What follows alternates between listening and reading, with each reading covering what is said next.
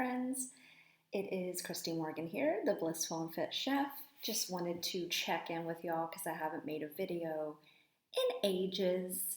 You may have noticed I haven't posted to my blog in over a year. So I wanted to update you and tell you what's been going on. So, yeah, probably the last time you heard from me, unless you follow me on social media, I had been traveling the world and then I immigrated to Berlin. And I lived there for a year and a half and I tried to start my business there. I tried to do healthy living workshops for companies, but I found it really hard to get my foot in the door, especially having very minimal German. And it's just a tough thing to do. So I lost my father in June of 2019, and I had to go back home to deal with his estate and see my family and do all this stuff. And I really was kind of tired of Berlin. It was a super busy, dirty, transient kind of city, and I was honestly just fed up with the city life. And I started looking for places in Europe that I could move, and Portugal was on my radar. I had friends that lived here.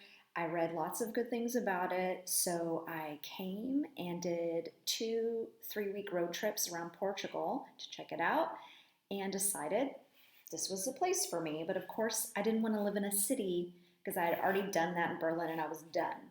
So I moved to a small town, kind of in the middle of the country, kind of in the middle of nowhere, and it was hard to make friends. And then the pandemic hit. So I moved here in February of 2020. Yeah.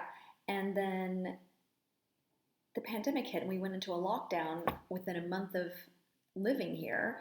So that's been my life for the last year and a half is, pandemic life and just trying to stay sane and healthy.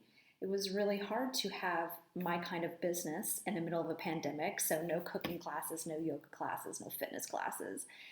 And I started doing marketing online, so digital marketing. And I work for a UK company and I have private clients in the US. And so that was what I was able to do. Thankfully, I was very privileged to be able to work online and still make money in the last year and a half when a lot of other people did not have resources for that. So, yeah, my dream was to buy land and buy a house here and open a retreat center. And I tried for 6 months to get a loan because I didn't have enough for the full house payment, and I got turned down because I'm a freelancer and American, and it was COVID time, so they were being more strict, and so I couldn't get the loan I wanted, and that impacted my dream of having a retreat center. So that's been put on hold. I still hope that it can happen someday. I'm kind of waiting for maybe a partner to come along that can help, and it's really going to be too hard to do by myself anyway. So if you have a dream of opening a yoga wellness center in beautiful Portugal and you have money to contribute to the process, then hit me up. What else can I tell you? So yeah, that's about it for me. I would like to start doing cooking and fitness and yoga classes again, but with the pandemic, it does make it more challenging, but I would like to start doing that. And I have some travel plans coming up and some great things in the horizon.